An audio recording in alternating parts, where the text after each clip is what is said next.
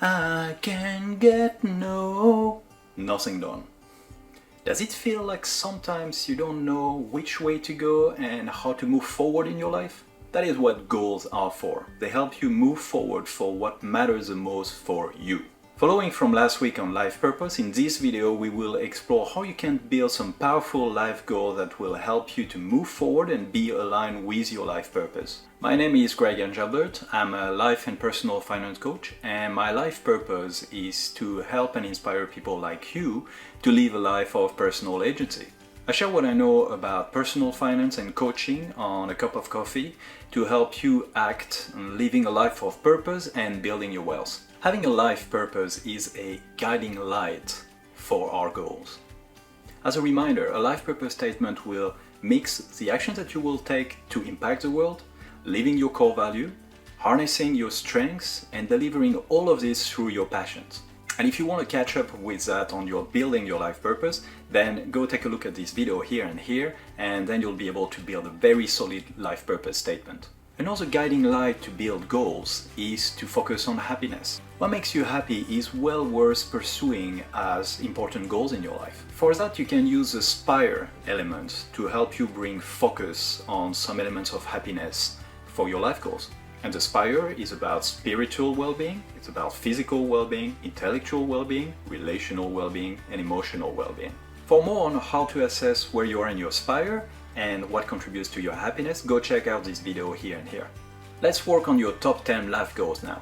Ask yourself this key question: what are the top 10 most important goals that you want to achieve before you live this life? And link this to your life purpose on one side, which is the statement about where you want to go, and on the other side, what are the things that bring you happiness in your SPIRE?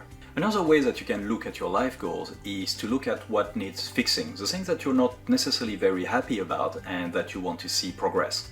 And it doesn't have to be 10, it can be less than that. If you want to have 3, 4, 5, that's perfectly okay. This is similar to building the concept of objective, which is coming from the objective and key results. If you've read the book Measure What Matters from John Durr, it's the OKR system, and our life goals are effectively stating the objectives. Your objectives are the what of your life. And as we discussed before, they are very much linked to the why of your life, which is your life purpose statement. And a fundamental why of our life is also to be happy, so that links to your SPIRE. Let's take an example. For me, one of my life goals is to learn a language every 3 years. That is something that links to my values of curiosity and also of learning. It is also a passion about cultural diversity that I have, and it's very much linked to intellectual and relational happiness in my SPIRE. Your turn now. You pause the video and do some work on building those top 10 life goals. If you find this hard to do on your own, that's normal, and maybe you should seek some help. Whether it's from your family, whether it's from your best friend, whether it's from your partner, or you can actually look at external type of help, people who are more neutral, like life coaches like myself. And if you're interested in working out your life goals, your life purpose, and have a session with me, go check out in the description how you can actually reach out to me. So let's dig a bit deeper now. Your life goals must be feeling a little bit aspirational and also a little bit vague at this point. So now it's time to look at the key results of your life goals. What would that look like in real life once it's achieved? If we come back to my example of learning a new language every 3 years. So the first thing that I did was to say, okay, so for the next, let's say 10 to 15 years, what are the languages that I want to learn? The first one was Thai, because this is where I live and I love to be able to engage with people around me. The second one is Mandarin, because I used to live in China. I learned some while I was there, but I would really love to come back to it and actually finish and be more fluent with it. The third one is Japanese, because I'm fascinated by Japanese culture and I really want to dig more into the language so I can understand the culture better. The fourth one is Spanish, because I learned it in school, but that's a long time ago and I think I could really pick it up quickly, and that would be a quick win and a fun one.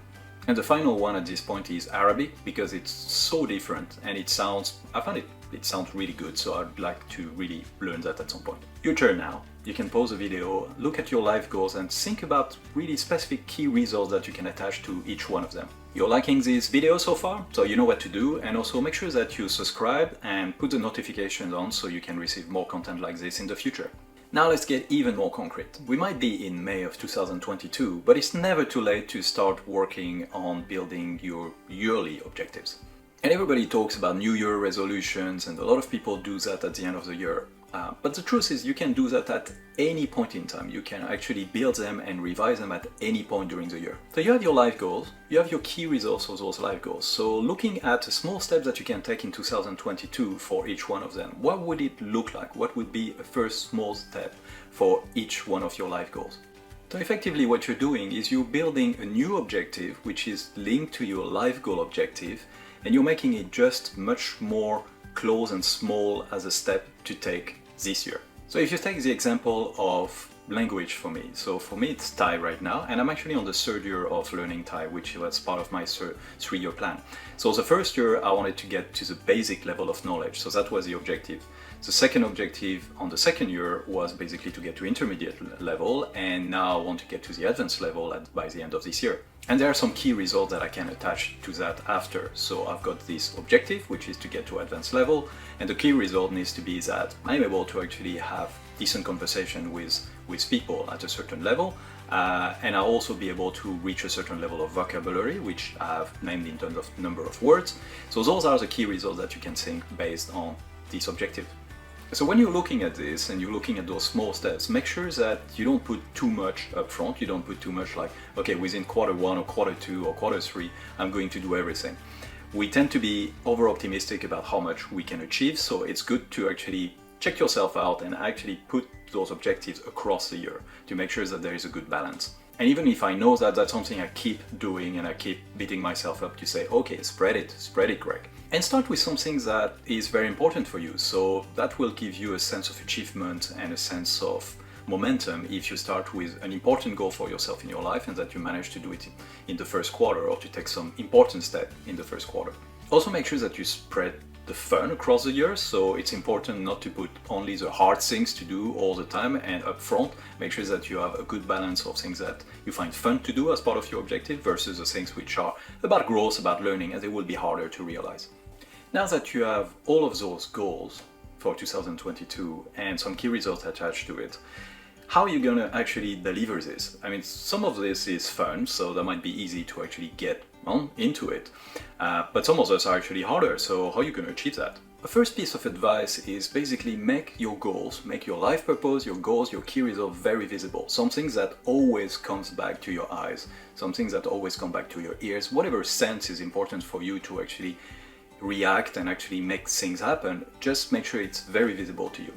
And ask yourself the question, what can make you interact with your goals more frequently to be able to constantly be reminded of them? What will make them very visible and present to you every day?